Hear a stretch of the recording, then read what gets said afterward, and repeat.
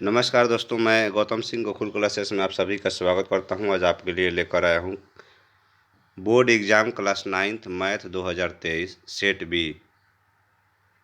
दोस्तों, ये viral question है 2023 एग्ज़ाम के लिए। सेट ए आप पिछले वीडियो में देख सकते हैं, ये सेट बी है। सेट सी, डी और ई आप नेक्स्ट आने वाले वीडियो में देखेंगे। दोस्तों, आप जो है हमारे चैनल पर science, social science, Hindi, Sanskrit और इंग्लिश का भी मॉडल सेट देख सकते हैं। तो चलिए दोस्तों शुरू करते हैं। पहला क्वेश्चन है हमारा,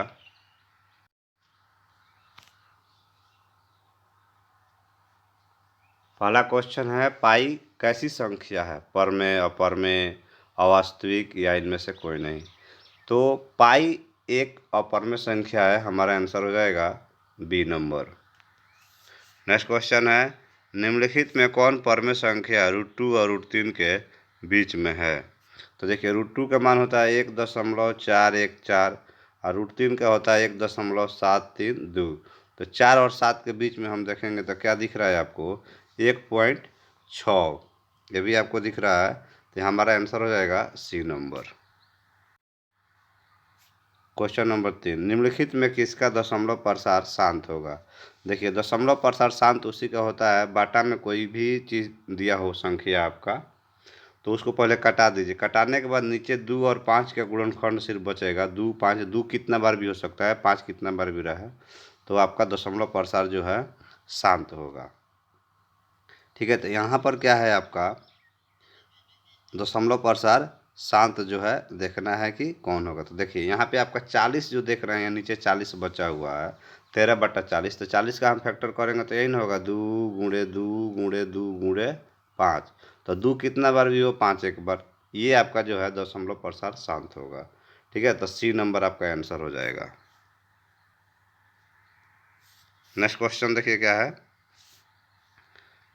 नेक्स्ट क्वेश्चन आपका है, देखिए आपका x के पावर दिया है और समझिए कि x के पावर दिया है गुणा में, तो पावर क्या होता है, जुट जाता है। तो 4 के पावर हो जाएगा 3/5 और जोड़ 2/5। एलसीएम लेंगे तो 4 के पावर हो जाएगा 3 जोड़ 2/5, यानी कि 5/5, यानी कट जाएगा तो एक, यानी कि 4 आंसर आ जाएगा इसका। इसका आंसर हो जाएगा हमारा 4, बी नंबर। ठीक है, नेक्स्ट क्वेश्चन देखिए, निम्नलिखित में कौन बहुपद है? तो बहुपद वही होता है जो ax² bx+c के फॉर्म में हो। ठीक है, तो बहुपद हमारा वही कहलाता है। तो बहुपद इसमें आपका कौन है? तो -5 बहुपद है, क्योंकि रूट में x है नहीं होगा, ये बटा में ही x है, ये भी है रूट में। तो यहाँ पे हमारा आंसर हो जाएगा बी नंबर। नेक्स्ट क्वेश्चन है x² - 3x + 5। तो जीरो का मान क्या होगा? P0, यानी कि इसमें जीरो रखेंगे तो क्या होगा? तो ये जीरो हो जाएगा, -3 × 0 और +5, तो ये भी जीरो हो जाएगा, खाली 5 बचेगा। हमारा आंसर हो जाएगा सी नंबर। उसके बाद हमारा क्वेश्चन है a² + b² + c² - 2ab - 2bc। तो दोनों बी है तो उसमें माइनस है, तो हम बी वाला में देखेंगे कौन माइनस है, वही आंसर हो जाएगा। यहाँ देखिए ए और -b है, क्योंकि बी वाला माइनस होगा, तो यहाँ पे आपका आंसर हो जाएगा सी नंबर।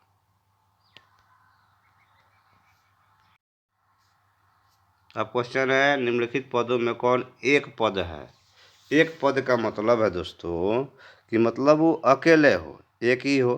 ठीक है, तो यहाँ पे एक पद में सिर्फ x² वाला है, तो हमारा आंसर हो जाएगा ए नंबर। उसके बाद क्वेश्चन है, रैखिक बहुपद कौन है? रैखिक बहुपद कौन है, क्वेश्चन नंबर 9 है आपका। तो यहाँ पे रैखिक बहुपद देखिए x² नहीं होना चाहिए, तो यहाँ पे आपका ये है, तो बी नंबर आंसर हो जाएगा। बताना है कि एक बिंदु निर्देशांक -1 -2 है, तो किस में है आपको? तो यहाँ आपको हम बताए हैं, पहला में प्लस होता है, दूसरा में आपका माइनस प्लस, तीसरा में माइनस माइनस। यहाँ माइनस माइनस है तो तृतीय में है, हमारा आंसर हो जाएगा सी नंबर। नेक्स्ट क्वेश्चन है, किसी बिंदु के निर्देशांक 3, 4 है, तो वाई अक्ष से इसकी दूरी क्या है? वाई अक्ष से दूरी पूछ रहा है। ठीक है, तो वाई अक्ष से दूरी जो है हमारा यहाँ पे 3 है। ठीक है, क्योंकि ये होता है आपका एक्स और वाई, तो एक्स से दूर 3, यानी कि वाई से दूरी जितना होगा तो 3 न होगा ये। तो यहाँ पे आपका 3 हो गया। नेक्स्ट क्वेश्चन है आपका, किसी बिंदु के निर्देशांक 5 0 है तो यह बिंदु कहाँ है। बाद वाला आपका 0 है, ठीक है, और 5 यानी x वाला मान दिया है, ठीक है, तो ये आपका x अक्ष पर है, हमारा आंसर हो जाएगा बी नंबर। अब आपका क्वेश्चन है कि ये किस चतुर्थांश में है, प्लस प्लस है, तो प्लस प्लस रहता है तो पहला में है, हमारा आंसर हो जाएगा ए number.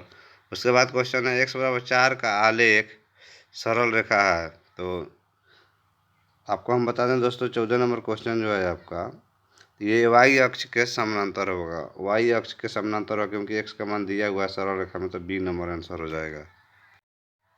Question number 15, y plus 3 बराबर 0 वाले एक सरल रेखा है, एक सरल रेखा है, तो x अक्ष के समानांतर है, आपका आंसर हो जाएगा ए नंबर।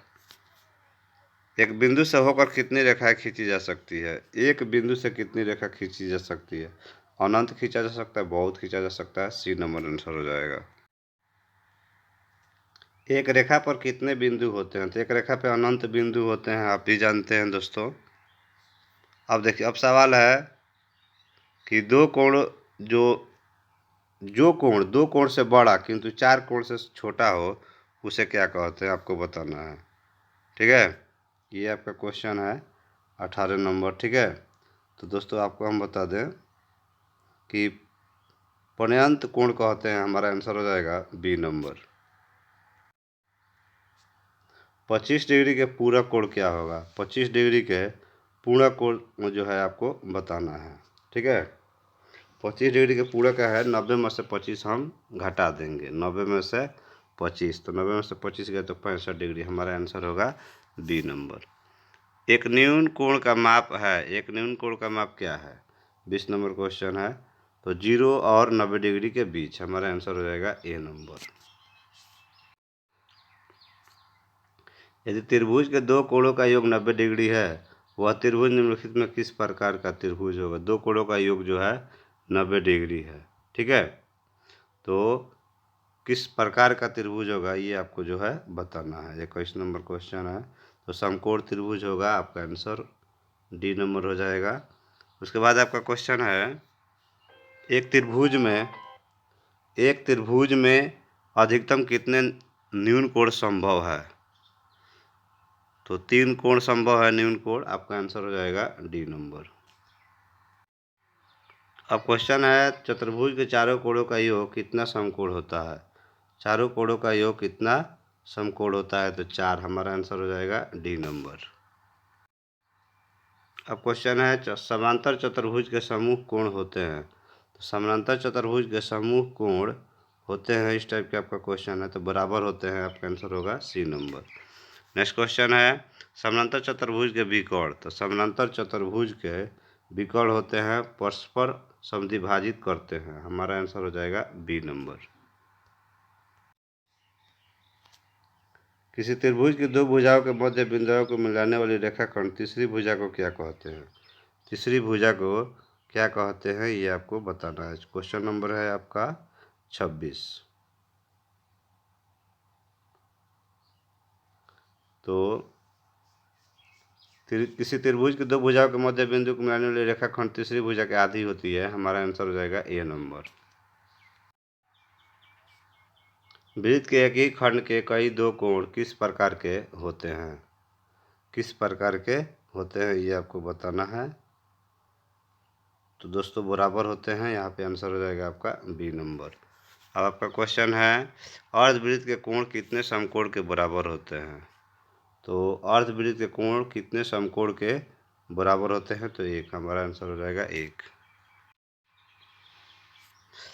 एकांतर खंड में किसी वृत्त के लघु चाप द्वारा अंतरित कोण कैसा होता है, अंतरित कोण कैसा होता है, तो न्यून कोण, हमारा आंसर हो जाएगा बी नंबर। नेक्स्ट क्वेश्चन है, 3 बिंदु पी क्यू आर से गुजरने वाली वृत्तों की संख्या कितनी होगी, वृत्तों की संख्या 1 होगा, हमारा आंसर हो जाएगा ए नंबर। 2 बिंदु पी क्यू से गुजरने वाली वृत्तों की संख्या कितनी होगी, पी क्यू से गुजरने वाली इन्फिनिटी, हमारा आंसर हो जाएगा डी नंबर।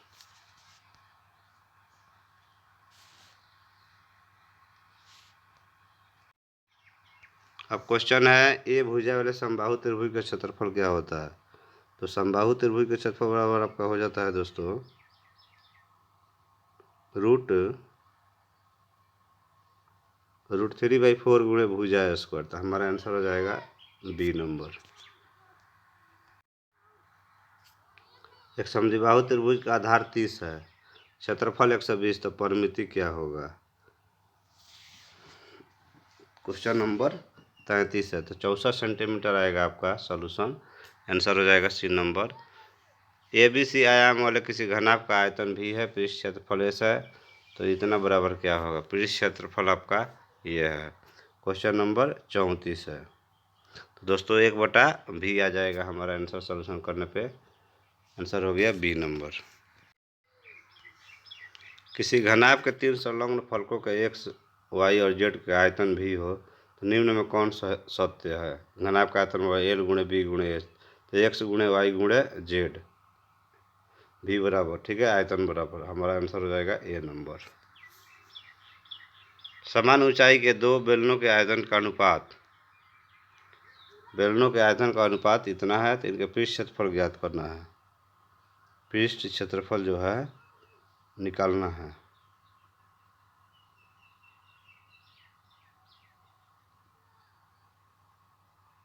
तो दोस्तों आपका आ जाएगा इसका पृष्ठ क्षेत्रफल का अनुपात जो है 4 यानी 9 या 2:9, आपके पास ऑप्शन भी है, तो 2:3 हो जाएगा, क्योंकि रूट करेंगे 4 का तो 2 और इसका 3। ये आइडिया है निकालने का।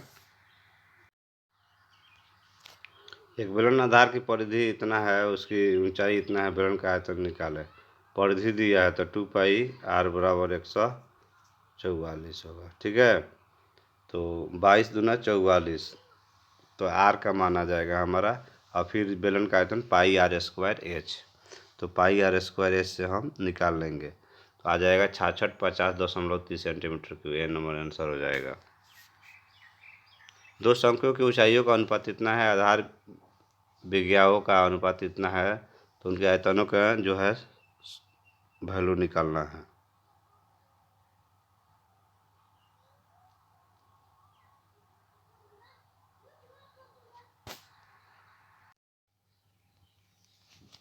दोस्तों यहाँ पे आपका विज्ञानों का अनुपात 3:1 आता है, आयतन का अनुपात 3:1 आएगा। आपका आंसर हो जाएगा बी नंबर। नेक्स्ट क्वेश्चन है आपका, दो शंकु जिनमें एक का वक्र पृष्ठ क्षेत्रफल दूसरे का दुगुना और दूसरे की तिरछी ऊंचाई पहले की दुगुनी है, उनकी त्रिज्याओं का अनुपात क्या होगा? उनकी त्रिज्याओं के अनुपात क्या होगा, ये आपको जो है बताना होगा।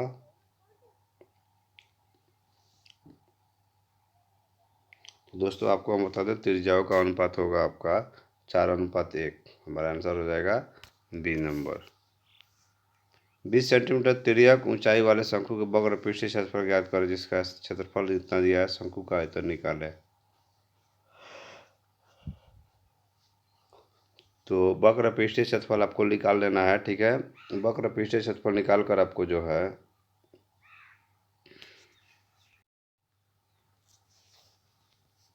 तो दो गोले पृष्ठीय क्षेत्रफलों का अनुपात 9:4 है, तो उनके आयतनों के अनुपात जो है क्या होगा आपको बताना है। क्वेश्चन नंबर है 43। तो 9 और 8 4 है, तो हो जाएगा आपका आंसर 27/8 ए नंबर। एक आंकड़े के पदों की संख्या n सम संख्या हो तो n/2 है, और इतने चरमान का माध्य उस आंकड़े का क्या होगा? तो n/2 और चरमान माध्य उस आंकड़े का जो है हम निकाल लेंगे, तो आ जाएगा माध्यक। हमारा आंसर हो जाएगा माध्यक बी नंबर।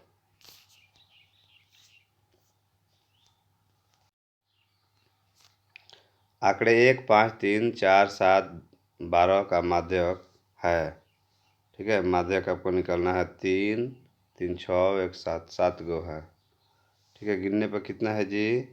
7 गो है। 45 नंबर क्वेश्चन है।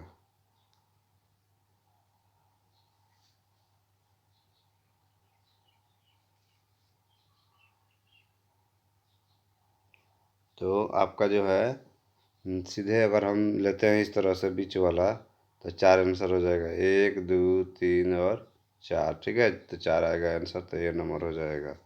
अब नेक्स्ट क्वेश्चन देखिए, 5 प्राकृत संख्याओं का योग जो बताना है। तो 5 प्राकृत संख्याओं का योग जो है आपको निकालना है। फॉर्मूला क्या होता है, जैसे मान लीजिए आपको अगर लिखना हो तो लिखेंगे 1 2 3 4 डॉट डॉट, तो ए निकलेगा, डी निकलेगा, प्रथम 5 माध्य, या फिर हम माध्य निकालेंगे इसका, 5 प्राकृत संख्याओं का माध्य। 5 प्राकृत संख्या को जोड़ना है और फिर जितना है, जितना संख्या लिए रहेंगे हम भाग दे देंगे 47, तो आपका आंसर हो जाएगा 46 नंबर का 3।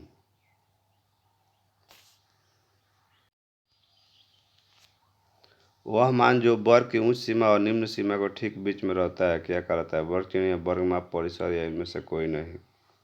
ठीक है, तो दोस्तों वर्ग चिन्ह कहलाता है, हमारा आंसर हो जाएगा ए नंबर। प्रत्येकता सिद्धांत में पासे का फेंकना निम्नलिखित में किसका उदाहरण है?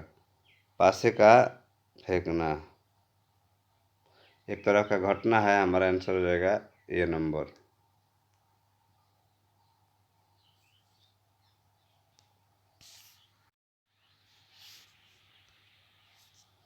प्रत्येकता सिद्धांत में एक सिक्के की उछाल में शीर्ष आने की प्रत्येकता लिखें। शीर्ष आने की प्रत्येकता जो होगा घटना, हमारा आंसर हो जाएगा सी नंबर। वह घटना जिसकी प्रत्येकता शून्य हो कैसी घटना कहलाती है? कैसी घटना कहलाती है? असंभव घटना, हमारा आंसर हो जाएगा बी नंबर, असंभव घटना। दोस्तों यदि चैनल को सब्सक्राइब नहीं किए हैं तो प्लीज़ चैनल को सब्सक्राइब करें और बेल आइकन प्रेस कर दें ताकि अगले वीडियो का नोटिफिकेशन आपको मिलते रहेगा। थैंक यू दोस्तों, राधे राधे दोस्तों।